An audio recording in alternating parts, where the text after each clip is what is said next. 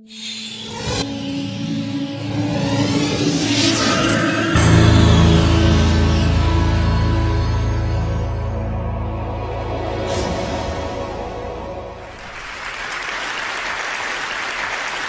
Zuckerberg, a journalist, was asking him a question about the news feed. And the journalist was asking him, why is this so important?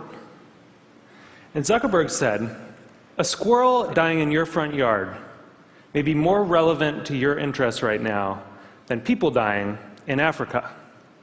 And I want to talk about what a web based on that idea of relevance might look like. So when I was growing up in a really rural area in Maine, the internet meant something very different to me. It meant a connection to the world. It meant something that would connect us all together. And I was sure that it was going to be great for democracy and for our society. But there's this kind of shift in how information is flowing online. And it's invisible. And if we don't pay attention to it, it could be a real problem. So I first noticed this in a place I spend a lot of time, my Facebook page. I'm progressive politically, big surprise, but I've always gone out of my way to meet conservatives. I like hearing what they're thinking about. I like seeing what they link to. I like learning a thing or two. And so I was kind of surprised when I noticed one day that the conservatives had disappeared from my Facebook feed. And what it turned out was going on was that Facebook was looking at which links I clicked on. And it was noticing that actually I was clicking more on my liberal friends' links than on my conservative friends' links. And without consulting me about it, it had edited them out. They disappeared. So Facebook isn't the only place that's doing this kind of invisible algorithmic editing of the web. Google's doing it too.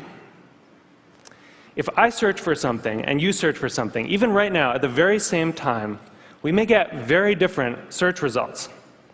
Even if you're logged out, one engineer told me, there are 57 signals that Google looks at. Everything from what kind of computer you're on, to what kind of browser you're using, to where you're located, that it uses to personally tailor your query results. Think about it for a second.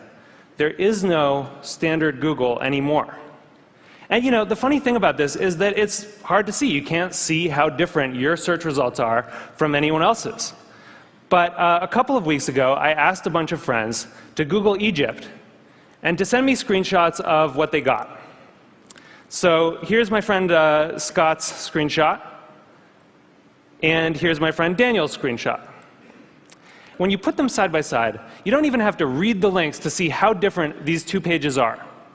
But when you do read the links, it's really quite remarkable. Daniel didn't get anything about the protests in Egypt at all in his first page of Google results. Scott's results were full of them. And this was the big story of the day at that time. That's how different these results are becoming. So it's not just Google and Facebook either. This is something that's sweeping the web. There are a whole host of companies that are doing this kind of personalization. Yahoo News, the biggest news site on the internet, is now personalized. Different people get different things. Huffington Post, the Washington Post, New York Times, all flirting with personalization in various ways. And where this moves us very quickly toward a world in which the internet is showing us what it thinks we want to see, but not necessarily what we need to see. As Eric Schmidt said, it'll be very hard for people to watch or consume something that has not, in some sense, been tailored for them. So I do think this is a problem. And I think if you take all of these filters together, if you take all of these algorithms, you get what I call a filter bubble. And your filter bubble is kind of your own personal, unique universe of information that you live in online. And what's in your filter bubble depends on who you are, and it depends on what you do. But the thing is that you don't decide what gets in. And more importantly, you don't actually see what gets edited out. So one of the problems with the filter bubble was discovered by some researchers at Netflix. And they were looking at the Netflix queues, and they noticed something kind of funny that a lot of us probably have noticed, which is there's some movies that just sort of zip right up and out to our houses. They enter the queue, they just zip right out. So Iron Man zips right out, right? and waiting for Superman can wait for a really long time. What they discovered was that in our Netflix queues, there's kind of this epic struggle going on between our future aspirational selves and our more impulsive present selves. You know, we all want to be someone who has watched Rashomon. But right now, we want to watch Ace Ventura for the 4th time. So the best editing gives us a bit of both. It gives us a little bit of Justin Bieber and a little bit of Afghanistan. It gives us some information vegetables. It gives us some information dessert. And the challenge with these kind of algorithmic filters, these personalized filters, is that because they're mainly looking at what you click on first, you know, it can throw off that balance. And instead of a balanced information diet, you can end up surrounded by information junk food. So what this suggests is actually that we may have the story about the internet wrong. In a broadcast society, you know, this is how the founding mythology goes, right? In a broadcast society, there were these gatekeepers, the editors, and they controlled the flows of information. And along came the internet, and it swept them out of the way, and it allowed all of us to connect together, and it was awesome. But that's not actually what's happening right now.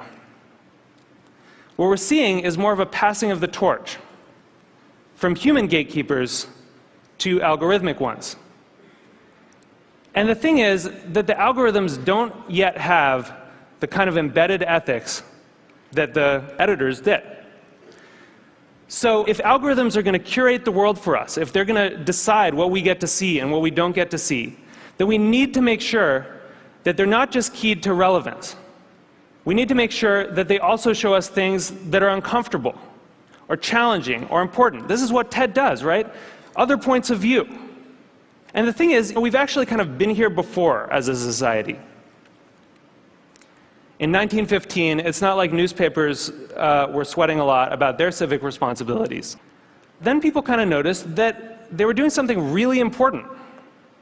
That in fact, you couldn't have a functioning democracy if citizens didn't get a good flow of information. That the newspapers were critical because they were acting as the filter, and that journalistic ethics developed. It wasn't perfect, but it got us through the last century. And so now, we're kind of back in 1915 on the web. And we need the new gatekeepers to encode that kind of responsibility into the code that they're writing. You know, I know there are a lot of people here from Facebook and from Google, Larry and Sergey, who, you know, people who have helped build the web as it is, and I'm grateful for that. But we really need you to make sure that these algorithms have encoded in them a sense of the public life, a sense of civic responsibility.